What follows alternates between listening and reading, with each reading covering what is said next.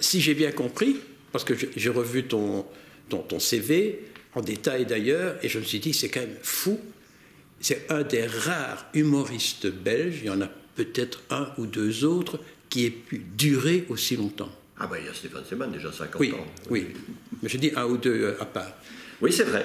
Je ne me pose pas la question pourquoi ni comment. Hein. Voilà. Donc, mais en Belgique, je suppose qu'en France, c'était quand même moins... Ah oui, non, en France, j'ai pratiquement pas joué. Oh là là, je crois que la dernière fois que je me suis produit en France, ça devait être à Metz, il y a au moins 2 ans. Ouais. Pas 3. Ils ont compris? Pas tout. Hein. Pas tout. Pas tout. Tout le monde dit que ça a commencé avec la petite lampe à 25 watts rouge, mais c'est pas vrai, c'est pas vrai. Non. Parce qu'en fait, ça a commencé au Grenier aux Chansons. Tout à fait. En 78. Fin 78, absolument. Juste après une faillite de mon restaurant, ça a été ma chance. Mais quand tu étais au Grenier aux Chansons, tu avais déjà passé la trentaine facilement, hein? Oui, j'avais 30... Quand je 35, 36 ans, le Grenier aux Chansons, j'avais 32, 33 ans, oui. Ouais. Tu as connu Jeanne Tony, alors? Ah, bien sûr, oui, très bien. C'est un copain qui m'a dit, tiens, je dis, oh là là, au Grenier aux Chansons. Ben oui, j'ai pris rendez-vous. Tu es fou. Le Grenier aux Chansons, c'était le haut lieu du spectacle à Bruxelles. Hein. Ouais. Il y avait 60 places. C'était pas un grenier, mais un premier étage. Dans une maison, enfin, presque à la limite de l'insalubrité. Ouais. Et il n'y avait pas de micro, il y avait une petite scène, il y avait un piano dans un coin, sur lequel jouait Isabelle Rigaud régulièrement. Ouais. Et puis, il y avait un projecteur de poursuite dans le fond de la salle, qui n'était autre qu'une ampoule de 100 watts dans une caisse en carton avec un trou devant. C'était fantastique. Et j'ai commencé là avec Claudie Claude. Mais tout le monde est passé là. Claudie Claude, entre autres. Oui, mais... Qui est qui? C'est Moran, maintenant. C'est Moran. Bon, ça, c'est 78, hein. Mais alors, le vrai démarrage, c'est quand même la petite lampe rouge. Chers téléspectateurs, bonsoir. Et oui, comme vous pouvez le constater, nos amis présentateurs habituels sont absents ce soir, et c'est moi dès lors qui vous présenterai les nouvelles d'aujourd'hui. Ça va comme ça, la régie? Dès que la lampe rouge s'allume, je suis sur antenne et je dis mon texte. C'est ça, celle-là. Donc dès qu'elle est allumée, je suis sur antenne et je dis mon texte.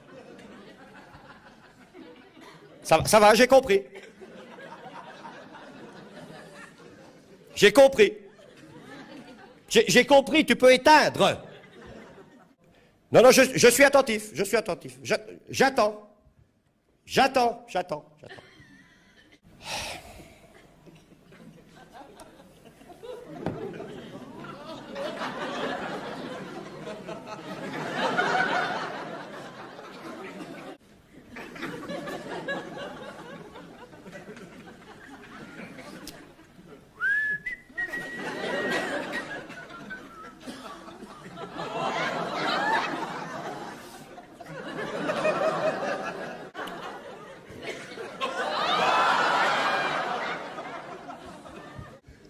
Bonsoir. Chers téléspectateurs, bonsoir. Chers spectateurs, bonsoir.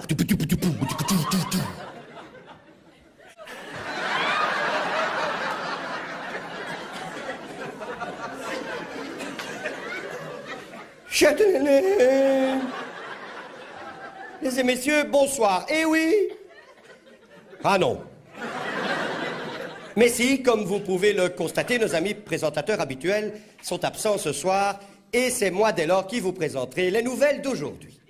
Et tout d'abord en sport politique intérieur, les rapports entre la droite et la gauche semblent se centrer sur le sujet brûlant du jour et cette nuit. Du jour. Point. Et cette nuit, virgule, ce n'est qu'à l'aube, virgule, qu'une solution qui est complètement illisible. Et l'on pourrait se demander où est la solution, point d'interrogation. Et l'on pourrait se demander où est la solution, point d'interrogation. Mais tout de suite le sport en image.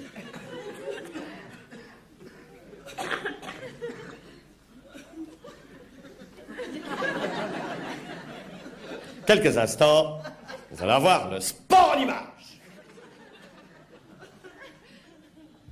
Des images de basket. Football, peut-être, je sais pas. Il y a un tout petit incident technique, alors voici les prévisions météo, c'est logique, pour demain. Situation athos merdique générale. Le vent du nord se dirigera vers le sud. Il sera très fort à pas fort, mais moins fort que trop fort et plus fort que pas fort. La bise, quoi. À la côte, 3 ou 4 beaux forts, et pour le reste, que des petits gros. Il y aura certains risques d'averses orageuses venant de haut en bas. La journée de demain sera donc belle, mais plus tard dans la soirée, il commencera à faire nuit. Chers les et messieurs, au revoir et à demi, et à démarre, et à demain.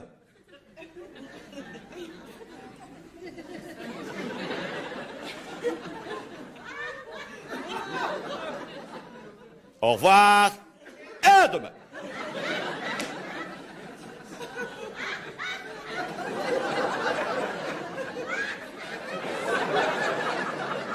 Au revoir.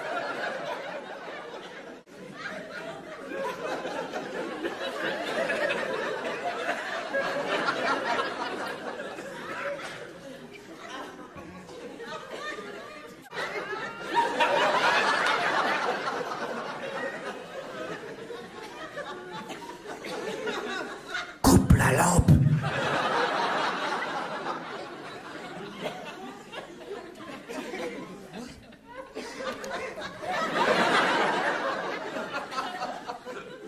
Ça, mais j'ai fini.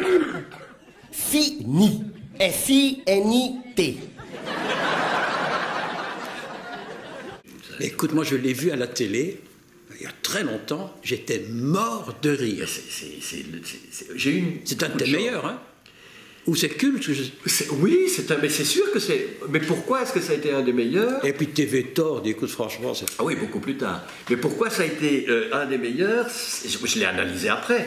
C'est que c'est un sketch parfait. Il faut savoir que d'abord, au Grenier aux Chansons, j'avais une petite boîte à cigares comme ça, avec une petite ampoule. J'avais mis du vernis rouge pour faire la lampe rouge. Ah ouais. J'avais un petit interrupteur ici pour le déclencher. Donc, si je tournais la tête, c'était crédible que je ne la vois pas. Mais quand les salles sont agrandies, les gens ne la voyaient plus. Non, moi je l'ai vu avec ta petite perche et la lampe. Voilà. Et donc, je me suis dit, tant pis, je vais mettre une grosse, mais une grosse là. Là, ça ne va pas, c'est pas cohérent. Donc, je vais la mettre derrière moi. Tant pis, ça c'était totalement incohérent, ça l'est toujours. Cette lampe rouge derrière moi, ça n'a pas de sens. Parce qu'il n'y a aucun studio de télévision, aucun. Jamais personne ne m'a fait la remarque, jamais. Elle est là. Et donc, ce sketch, je me suis aperçu quand je l'ai vu à la télé, je dis, mais je suis un génie, mais je ne le savais pas. Ouais. Comment se fait-il que tu sois allé à la RTB, puis tu es repassé à RTL, puis tu es repassé à la RTB, puis tu es repassé à RTL? Il y a toujours une sorte de va-et-vient entre... Parce que la télé, c'est ça qui t'a fait, hein? Oui, absolument. Et un passage par FR3, n'oublions pas. Oui, France 3, tout à fait. Pendant 5 ans. Oui. En fait, RTB jusqu'en 1986 à peu près, quand est arrivé le Tataillé Show. Et au Tataillé Show, là, j'étais persona non grata. Mais voilà, c'est ça que je ne comprends pas. Il s'est passé quelque chose, là. Oui, c'est Michel de Genève, en fait, le papa de Tataillé, qui avait son émission, et c'était lui le patron, et lui ne voulait pas. Alors, peut-être trop. Il ne faut pas me demander pourquoi. Mais il ne voulait pas trop d'autres humoristes. Il voulait rester lui, et non, même s'il y en a eu quelques-uns, mais il ne voulait pas trop. Vous avez eu des mots ou pas? Non. Non, pas du tout. Non, pas du tout. On ne t'appelait plus. On ne t'appelait plus. Et... Je suis revenu sur RTL avec Meillon, il y en aura pour tout le monde, TV Tord, les interviews de Luc Derix. Comment ça se passait avec Hervé Meillon? C'est quand même un caractère, hein? Oui, mais bon, voilà, moi je le connais, il a été viré d'ailleurs. Pratique depuis, oui. Mais c'est Hervé, c'est Hervé qui a tout le talent qu'on lui connaît. Pour moi, comme homme de radio, c'est difficile d'arriver à son niveau, surtout comme homme de radio. Comme homme de télévision, il était excellent aussi, mais peut-être avec quelques dérapages. Et puis tout d'un coup, tu te mets à faire du stand-up, ce qui est tout à fait différent de ce que tu faisais avant. Et à l'époque, on faisait peu de stand-up. Le stand-up, ça vient des États-Unis. Hein. Moi, je le prends dans le sens où tu arrives en scène, on allume les lumières, tu arrives en scène, et tu restes en scène jusqu'à la fin. Voilà, il n'y a pas de sortie de scène, il n'y a pas de... Ce que je faisais avant. Tu as fait ça. Voilà, sketch, petit jingle musical, sketch, enchaînement. Moi, je t'ai vu au Comicar, tu as raconté des trucs pendant 1h30. Hein. C'est ça. Tu parlais de tout, de ta grange, de tes outils. Tout à fait, ouais. En fait, et tout le monde continuait à écouter ce que tu racontais. Exactement. Et cette famille que tu composes, alors, à Walker, elle est là, c'est elle qui vient nous servir le café. Voilà. C'est ton épouse, ça, Walker. Tout à fait. Et Walker, tu as un jour expliqué pourquoi c'était Walker. Mais en fait, elle s'appelle Pascal. Oui. Donc, elle ne s'appelle pas Madeleine, parce que Walker, ça vient de Madeleine. Et dans le spectacle, moi, ma femme s'appelle Madeleine. Madeleine, dans Madeleine, laine, laine en flamand, Wall, et donc le diminutif, Walker. Voilà. Encore une fois, c'est pas facile pour les Français. Alors, il y a Raoul, il y a sa femme Roselyne. Et alors, bien entendu, il me fallait un beau-frère, enfin, il me fallait une tête de turc, quoi. L'imbécile, quoi. L'imbécile, voilà. Heureusement. Marc, après 40 ans, un peu moins, je crois, hein, un peu moins. 37 au mois de mai. Bon, voilà. Après 37 ans. Si on compte Rochefort. Tu continues à faire des spectacles, puis je vois ton nom de temps en temps à gauche, à droite, ça c'est clair. Normalement, tu devrais être pensionné, mais tu m'as dit que tu n'es pas pensionné, tu es retraité. Oui, j'ai pris l'allocation de pension, mais je ne suis pas retraité. Ah, voilà. Mais tu as encore des projets, tout plein. Donc, la durée, c'est déjà exceptionnel. Comme tu dis, tu as Stéman, mais enfin, à part lui, j'en vois beaucoup qui ont duré aussi longtemps que toi en tant qu'humoriste. Mais tu as fait des studs, le 1, le 2, le 3, le 4, le 5, le 6. Hein? Je me suis arrêté au 12. Quoi? Je me suis arrêté au 12. Oui, même qu'à RTL, j'ai lu un article disant oui, mais on trouve quand même que ça devient un peu répétitif. Et que... mais ils avaient raison. Hein. Quand je les écrivais, il y avait que, je veux dire, 1 mois que j'avais joué le précédent, mais il y avait déjà quand même 6 mois que j'avais joué l'autre. Donc quand j'écris, je dis, mais est-ce que je ne l'ai pas déjà dit ça? Je ne l'ai pas déjà écrit. Donc je vais aller retourner dans mes archives. Il y a un moment où ils avaient raison à RTL, et je le ressentais aussi, je dis, ça devient du best-of de best-of, quoi. Hein, il faut... Et donc, j'ai pris la décision, avec eux, en accord avec eux, d'arrêter, pas la collaboration avec la chaîne, mais d'arrêter de faire du spectacle comme ça, à ce rythme-là. Est-ce que tu n'as pas l'impression que tu as peut-être maintenant raté la nouvelle génération? Raté? Enfin, raté. Tu n'es plus dedans. Ah non. Ben non, mais c'est pas possible. Je suis d'une autre génération, donc c'est pas possible. Donc autrement dit, bon, je les vois arriver, et on est, par rapport aux années où moi j'ai commencé, on est où ils sont beaucoup plus nombreux. C'est incroyable, ils sont une cinquantaine, rien que pour la Belgique. Hein. Oui, parfois je me dis, mais comment ils font pour vivre, quoi? Ah bon, ils vivent pas. Pour en vivre. Ils vivent pas. Ça doit être difficile. Donc moi, je suis très content de mon sort, et quelque part, je ne pourrais pas... Peut-être que je pourrais suivre le rythme de spectacle j'étais jusqu'à 200 par an quand même, hein, donc 200 représentations par an, ce qui est normal, hein, 200 jours de travail, c'est normal pour tout le monde. Hein. Mais n'empêche, entre-temps, il faut quand même trouver le temps d'écrire, donc il y a plein d'autres, parce que ce qu'on voit sur scène, ce n'est jamais que l'iceberg, hein, il y a tout un travail derrière. Donc je ne pense pas que je pourrais encore suivre ce rythme, parce que je pense que j'en aurai jusque-là, et puis ça ne me donne pas l'occasion de faire autre chose.